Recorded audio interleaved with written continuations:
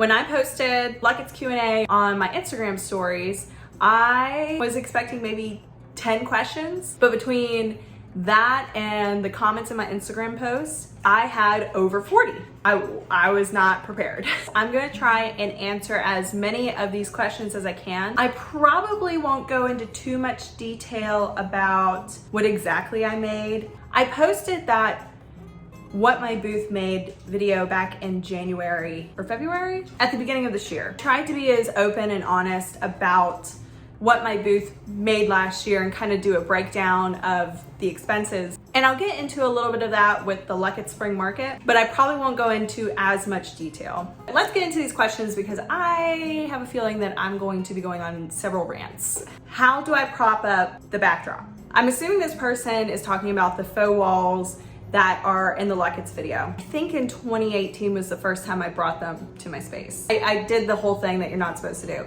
I 100% played keeping up with the Joneses. Everybody else was doing these crazy, amazing displays, and I felt like I needed to do something. Oh, dropped my pen. Framed out faux brick wall panels. I have 7 of them. To prop them up, if you go back and watch the video, there's a little bit of a pony fence or pony wall. Like it comes up maybe 3 feet tops at the back of my space. And I always have this same space whenever I set up, so I know what to expect. We just screwed it into a support that was basically already there, and then we add some extra support at top. That's it. If that little fence wall wasn't back there, I don't know exactly what I would do to prop it up. What items sold the most and what didn't? When this question is asked, it implies that you had multiples of a certain item. I kind of did. 2019 Lucketts, those B boxes. I always try to take multiple mirrors. Also, I would say those rough sketches, that was kind of a multiple item thing, but they were all a little different. I would say mirrors were probably the most popular single item, followed by the rug pillows. What doesn't necessarily sell very well is prints, framed artwork prints. Unless it has a popular subject like sheep, cows, chickens, botanicals. Really, artwork is so subjective and everybody has their own taste. They still sell, but they probably don't move as well as probably like an original art piece or a mirror. Did I make a profit? Yes, I did. That question was followed up with do's and don'ts of being a booth owner. A big do to me is to be ready to negotiate. Now, I understand not everybody likes to negotiate. They're not comfortable with it. I get it. But in this business, it is kind of expected. I just assume that I'm gonna have to negotiate on everything. And so I already build that buffer into my price. That way, if somebody does ask, hey, can you do any better on this price? I can go ahead and give them 5% or 10% off. The worst thing that can happen is that the buyer and the seller just can't come to an agreement on price. If somebody offers you a price that's lower than what you're comfortable with, just say, I can't do that, but I can do this. And if they're like, no, I really can't do that, then that's okay. Just be ready to negotiate. Be ready for that to happen. So set your prices accordingly. A big don't, and this is something that is just personal, is when dealers don't want people taking pictures of their stuff. It's their stuff. It's their call. That's up to them. And if that's a boundary for them, then so be it. However, if somebody is in your booth taking pictures of your items, they're either one, doing it to show a partner or a family member or somebody that they think is gonna be interested in that item, or 2, they're inspired and they want to remember that piece, so either find something later down the road when they can afford it, or 3, they want to share on social media and tag you or just get the word out that this piece is here at this market. I think the worst possible scenario is that person is taking a picture to copy the exact item or something like that. Do you really care if they go and copy that item? You say that you would rather them just buy it. I get it. Maybe they can't afford to buy it. It will still sell, hopefully, to somebody else that can afford to buy it. I've been stopped from taking pictures before. Like I said, that's their call. I have also seen dealers stop people from taking pictures, or they're very suspicious. What are you doing? We are in a time of social media and sharing and tagging people. Don't you want that exposure? Don't you want people to know that you have these things? Don't tell people to stop taking pictures. Just assume that they don't have any kind of ill wishes or bad intent. Let them take the picture. Is this your job to create and collect, or do you do this on the side? By trade, I am a realtor. My priorities are ordered right now is real estate, booth, YouTube. How I would like it to be organized: booth, YouTube, real estate. I am not at that place yet where I can just send out referrals. I'm trying to get to that place. That way we don't have to wait as long in between videos and I can be more consistent. Just know that I am working on it. We'll get there eventually. Would love to see how you make your rug pillows. Do they have zippers? They currently do not have zippers. Every year I tell myself, this year I'm gonna do rug pillows with zippers, and then every year I just get way behind schedule and I end up not doing zippers. I use a canvas drop cloth for the back material. Purchase it in like the big ones, and then I wash them so they're nice and soft, sometimes twice. I look for really thin rugs that have a lot of wear and tear. They're gonna be so much easier to cut and so much easier to sew. A tip: it's all about the needle. You want a needle that is normally used for denim, upholstery, leather. You might have a few that still break. If you're working with heavier fabric, you need a heavier duty needle, and you're gonna need multiple of them. How much does it cost to have a booth? So this is where we kind of start getting into the financial aspect of Lucketts. I don't mind sharing this just because it is kind of public information. If you go on their website, they have an application process and it has the breakdown of the booth prices there. Because my space is covered and in the show barn, and technically I signed up for a 10 by 20. That space this year was way bigger than a 10 by 20, and we'll talk more about that later. My space for the Lucketts Spring Market costs $800 for the weekend. Now before you get like, whoa, that's like crazy expensive, I would not do it if I knew it wasn't worth it. I'll just say that. Do you purchase most of your stock from auctions? This year I did. We had not a lot of time to prep. Lucketts was coming, and I knew that. Leading up to Lucketts, I moved, so I had stuff hanging out between two houses at that time, including inventory. So that was more difficult to manage this year. We had several family things leading up to it, like a graduation and a wedding. I had several real estate deals happening. So this year I really only had time to pick up inventory from auctions, just because it was real easy, real accessible, and I could time it out. Online auction happens, I can preview it at my leisure, right there on my phone. Should I go check it out in person? Yes. Have I been burned by not doing that in the past? Also yes. But it's a risk that I take. And normally when I go and pick up, I also preview the stuff that's coming up next week. So I have a pretty good idea of what's coming up in the future and what kind of condition it's in. In the past, and what I normally do is I pull from everywhere. Online auctions, in-person auctions, yard sales, thrift stores, other antique malls, Facebook Marketplace, Craigslist. Why did I not incorporate more painted pieces this year? Time. I knew we were gonna be busy. I knew I didn't have a lot of time for project pieces. I purposely avoided them this year as much as possible. I had a few, and I'm glad I only had a few because I literally only had time for those few projects. I myself am moving away from painted furniture. I still like to do it every now and then, especially when a piece really needs it. Just depends. What fuels your design decisions for markets? How do you come to that? There's multiple factors. A lot of the times, it's just what I like in the moment. When I picked up a pair of the green velvet wingback chairs, my original direction was going to be very springy, I guess, very cool colors, greens, blues, yellows. I feel like we kind of stuck with that, but then once you incorporate the rug pillows with that red, it really kind of takes the whole booth in another direction, and it kind of just became more eclectic over time. I also think that's why I really like having all of my pieces in one place, and what kind of threw me off a little bit this year when I was preparing, and I, at one point I was like, I don't have enough stuff to take to Lucketts. But then I had to remind myself, I basically had my stuff spread out amongst 5 locations, 2 storage units, the booth, my new house and its garage, and then my old place and the garage there because I was in the process of moving. Just items everywhere, and very hard for me to inventory all of that in my brain to remind myself that you have more than enough.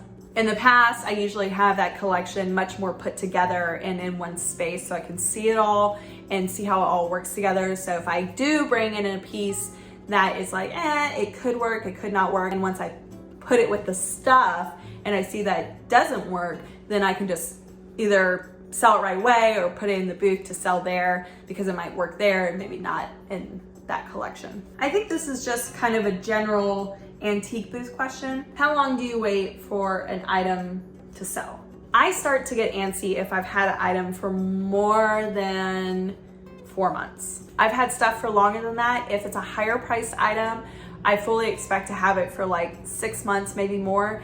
And if it sells before then, great. Sometimes I do just make weird inventory calls, and sometimes that plays in my favor, and I'm like, great, okay, I've never sold that before, but people seem to like it. And then other times it's more of just like, A good example would be these goose kind of silhouette decoys that I got in bulk. I was like, ooh, somebody might like these, and they'll just like hang them on their wall for home decor. They'll write on them in chalk, whatever.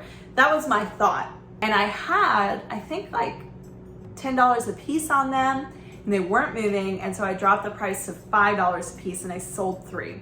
And that's all I ever sold. So I took them out of my booth and I have them in my garage, and I would like to either sell them on Marketplace or take them back to auction or just donate them. I've never sold anything like that before, so it was a gamble and it didn't pay off. But I maybe had $20 invested in the whole thing. So it wasn't a huge risk. I probably let them sit in my booth for nearly 8 months before I was like, these aren't selling, let's just move them out. Let's get them out. Another tip though is sometimes if something isn't selling, to raise the price. That works. I've seen it work, I've had it work for me, but in that situation, I just didn't feel like those decoys were working with my vibe anymore.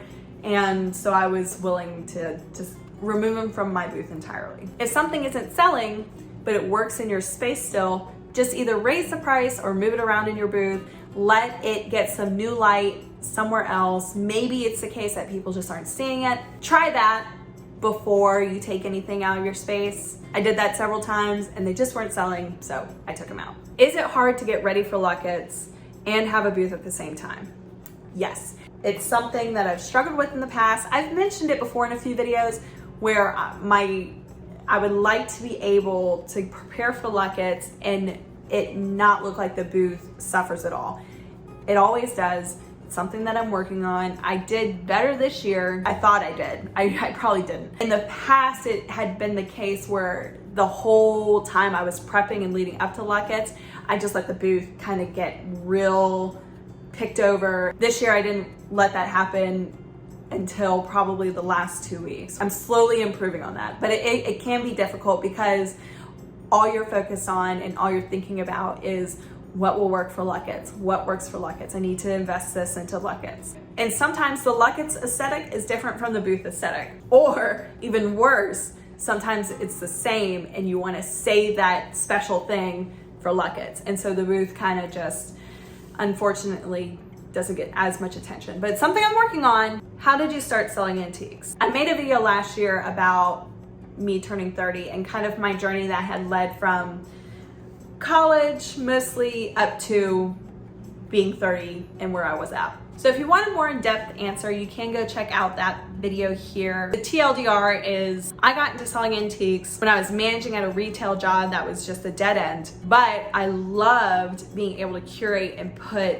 vignettes together and style. When I found out that you can do that in really cool ways with antiques, so having like a clothing display on an antique table versus just having to go out and buy a new IKEA table. I love that juxtaposition, the combination of the rustic and the polished, and you really get that mostly with antiques and vintage. I remember specifically having like a panic moment of like, I will never be able to get out of retail and service jobs. So I went to Goodwill and I bought a bunch of stuff that I felt like would work together, and I made a bunch of cake stands out of glass candlesticks and plates that I thought were cute. I did an indoor yard sale where I made like $300 and I was like, ooh, I could do this. And it was a once a month thing. Ended up going and doing that for like 3 months and really being super extra about it for it being an indoor yard sale thing. I didn't even have a booth at the antique mall yet. Then one day they canceled the event for like several months for some reason. I can't remember, but I had this little pile of inventory, which I was like, oh my gosh, I have like $100 invested in all this stuff. I was like, what am I gonna do? And that's when I signed my lease at the antique mall. I've been there for 7 years now. I think this is another just general booth question. Currently, what sells best for you? Things that are under $50 and things that people can put into their cars. It has definitely been slow since January. Last year was just a really great year. Between inflation, gas prices, and just the overall uncertainty has really affected people's spending.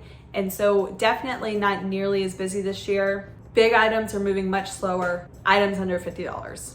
That's what's selling right now. Did your sales exceed what you planned? Yes and no. I purposely took with me over $20,000 worth of inventory. Like if it all sold, it would be worth over $21,000. So would it have been amazing if I sold absolutely everything? Heck yes. Did I? No. I exceeded what I had sold in the past. I did not exceed what I was really hopeful for, but that's okay because we still met a goal. Will you bring your stuff to Florida? I'll tell you what, if I reach over 1 million subscribers on YouTube, I will do something in Florida. I will try to bring my stuff to Florida. I don't know how, and I don't know where, and I don't know how that would even work. I have family in Florida. I love Florida. That would be one heck of a logistic nightmare to bring all my stuff down to Florida and sell it. What size is the booth space? So I signed up for a 10 by 20, but if I had to guess, I was probably closer to like a 30 by 12, maybe a little bigger. The really great thing about Lucketts and the organizers is they really encourage you to spread out, to really go big on the displays. They don't want it to look sparse. And so that's why they also encourage you to bring like a backup pile so that if you sell a ton on day one, there's still stuff for people that are shopping on Saturday and Sunday. So that's why I really like to work with them. I've seen shows in the past and events in the past where the organizers are very stingy about you staying in your space. I feel like it makes for a subpar show. If you are organizing a show, let your people be creative and go outside the borders of their space a bit. Not getting in the way of their neighbors, not messing up the flow of how shoppers move through the event. Just overflow a little. The reason the booth space was extra this year and why they told us in the show barn specifically to really spread out, unfortunately, 2 people had to last minute cancel on their spaces. They really wanted us to fill that extra space at no extra cost, and so that's what we did. We really spread out.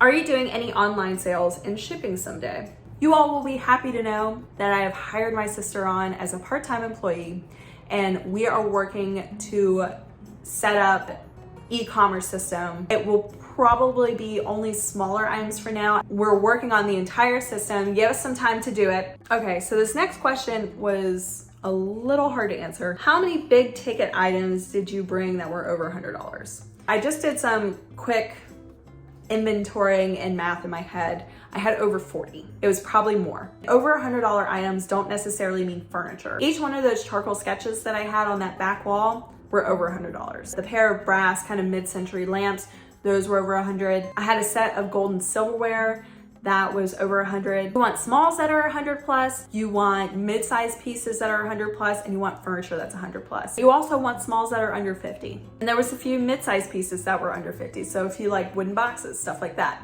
Was your setup area a good size for you? Too big, too small? It ended up being perfect. Thank goodness we are allowed to spread out as much as we did because like I said, there was a lot of disconnect up here in what I had and how much inventory I was taking. Even though I said I was purposely taking over $20,000 worth of inventory, I was having a really hard time this year piecing it together and fitting it all in the space mentally. If I had only had the space that I had paid for, I think we would have been really cramped, and some of the stuff might have ended up back on the truck until more stuff had sold. We would have figured it out, but it would have felt cramped. Yeah. Did you map out your displays on paper first to see where everything would go? Yes and no. I did with the bigger items. I had a general idea of where I wanted the bigger pieces to be before we got there. Until you're in the space and you start actually putting pieces together and you're visually seeing it, everything is subject to change. I never go in there just with no clue of what I'm gonna do. I always have an idea, but you're never really sure until you get in the space. How do you take payment at an event? In every way possible. You need to have change for cash, the Square, Venmo, PayPal, just about every payment option available to your customers. I have been in this situation at markets where I am out of cash and I come across a piece. Sir, do you take card? No. If you have the ability to take almost any form of payment, I would recommend that you set that up. Square is very easy to understand. It's accessible. Venmo is the same way. I would say PayPal's a little more complicated. It's still not complicated, but it's a little more complicated. And of course, cash is always king. If you are going into one of these events, try to make it so that you can take every form of payment possible. So this question, it was a two-parter, but I'm only gonna answer the second part. What did you buy at Lucketts? Very much drawn to that one cabinet, and we did end up purchasing it. It was actually a two-piece hutch, step-back hutch. So the bottom part has storage, but it also has shelves up top. Kind of like this. But that was a purchase that was well-intentioned, and I had an idea for where I wanted it to go, and it doesn't fit in the house. And so now I'm kind of playing Tetris with it. I am so stubborn on keeping this piece. I love it. Mike loves it. I love everything about it. And so I'm just trying to figure out where it can fit. I will put it right beside this piece if I have to as a secondary kitchen storage. But as of right now, it's in the living room. I also purchased a little like washstand dresser piece. It was at the booth that was across from mine, and I stared at it all weekend. I love the color, I love the size. In my head, I am designing an entire guest room around this one piece of furniture. So I ended up getting that on the last day. That same space, they had another big, tall scaffolding piece that I also picked up. She saw my scaffolding table and she gave me a good deal on it, and I was like, I could always make another one. So I picked that up as well. I totally regret not going back to House of Leesburg's booth and getting any of that ironstone. I don't know why I didn't go back to Chelsea's booth and get that one brass compote. I kick myself once a week for that. Did your profit far outweigh the cost and the effort? Yes, on the cost. The effort was, it was Mike and I's first Lucketts together. I was trying to figure out, why did this year's setup take so long? In the past, I got it all done in one day. We came up a day early and we still struggled to get it done in time. My theory is that Mike let me really take my time in making my design decisions. He just let me figure it out. He didn't rush me. He didn't make me feel like I was a burden, and let me think through what I wanted. Anything not get sold that you thought would? The chairs. I really thought that set of golden cube chairs would sell. They didn't, and they're in my booth currently. Are you worried about theft at all, especially overnight? They actually have overnight security on the grounds. I am not worried about theft at all. They have it under control and they're watching everybody's stuff. What kind of items do you find sell best in the price range of $50 to $150? If it's a mid-size item, so a decent sized mirror, that's gonna sell very well between those price points. I would say original art, anything painted, oil paintings, rugs sell really well at that price. Nearly anything sells well in that price as long as it's reasonable. So this is more of a booth question. Do you sell at least one furniture item a month? Tables, chairs, dressers, hutch, etc. Last year, yes, sometimes more than that. This year, not so much. It's all about the smalls. I'm still selling furniture. It's just not moving at the pace that it was. We're probably down to a furniture item once every 2 months. Piggybacking off of that, what kind of furniture sells the best? Hard to answer. There was a moment last year where I could not hold on to a cabinet like this. 3 years ago, 4 years ago, where I couldn't keep a table to save my life. In the beginning for me, it was all about dressers. They were moving like hotcakes. However, I will say, If you have a mid-century modern piece, that's gonna sell very well. Mid-century modern furniture pieces right now are hard to find, expensive, and move very quickly. Did the pandemic / gas prices affect attendance and sales? Really hard to say. I will tell you this, last year, remember the fall Lucketts video I did? I didn't set up, I just attended. I wanted Mike to get the lay of the land and see what it was all about. They haven't done a fall one in the past, at least not since Lucketts has been on my radar. All right, we gotta go back. Okay, preparing for Lucketts 2020. I have a horde of inventory. News is starting to come out about this new virus, right? Events start getting canceled left and right. And I'm just like, oh boy, it's coming. I know it's coming. And then Lucketts gets canceled. Another thing I wanna say, a lot of the vendors in this event, this is not the only event they do. A lot of these people that do Lucketts do multiple shows in a year and in the summer. I'm sorry, I'm trying to talk through these hiccups, it's so bad. I'm about to get real passionate though. A lot of the vendors that do Lucketts do other shows across the country. When you sign up for Lucketts, when you sign up for your booth space, it's not refundable, okay? Unless it's some crazy extenuating circumstances. And that's the case with most shows because they are having to invest that money and put a deposit into the space, and they're having to do advertising. When things started getting canceled left and right, I was hearing from a lot of vendors that they were not getting refunds for their booth spaces at other events. For some of these vendors, that was thousands of dollars invested down the tube that they were not going to see a return on. I would say that a pandemic is a pretty extenuating circumstance. Lucketts was one of the few that returned 90% of your deposit. I could not have asked for more because I was not expecting any. I was ecstatic to get that money back at the time. I needed it. And they earned a big amount of respect from me that day when they did that. They didn't have to do that, but they did, and a lot of other events didn't. What was the question? Oh. Did the pandemic affect everything? Okay, so back to the story. 2020 happens, that Lucketts Spring Markets gets canceled.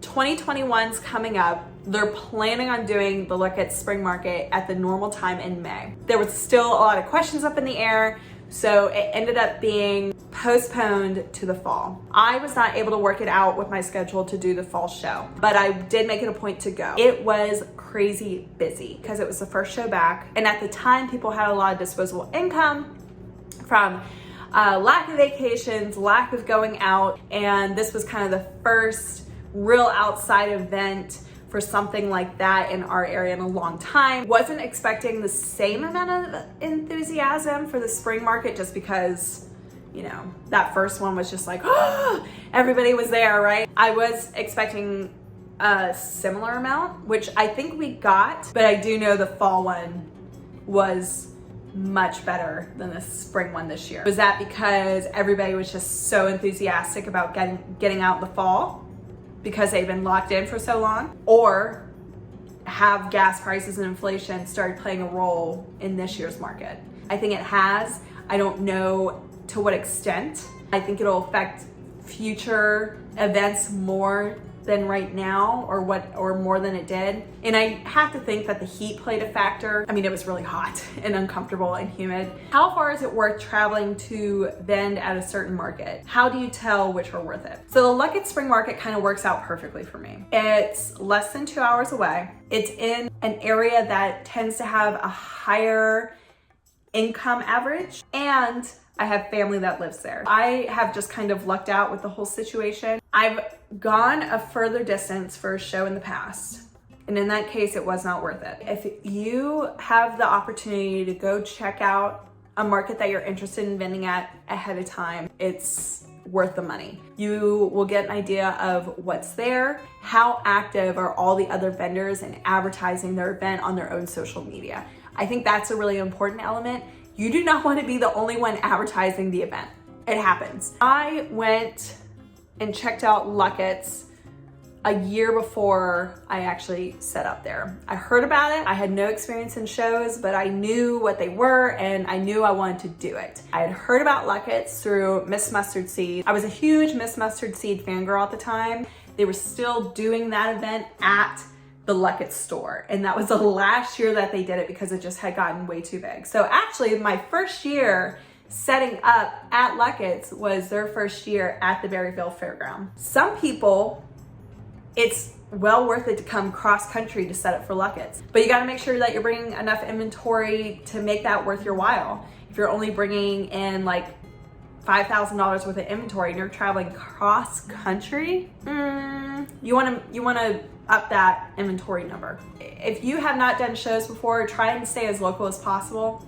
But as you kind of get an idea of how you work with shows and if you actually like it, because you do have to actually like it, but I would definitely go check out a show that's going to be a bigger investment in advance. Did you see any unexpected vintage styling trends this year? I don't think I did. I think cottage core and the cottage style is going to be bigger this year than expected. I've seen a huge trend of people moving towards growing their own food, starting their own gardens, really having a more self-sufficient lifestyle, or I at least see people dipping their toes into that water. That might play into home design, home styling. I'm more worried about how things function in the house and how we work in the house more so than I am worried about it being pretty. So I'm noticing that with myself. I think we're gonna see a shift towards that over the next year. I know I made my trends video back at the beginning of this year, but after seeing how this year has progressed, I think we're gonna see a big shift towards more self-sufficiency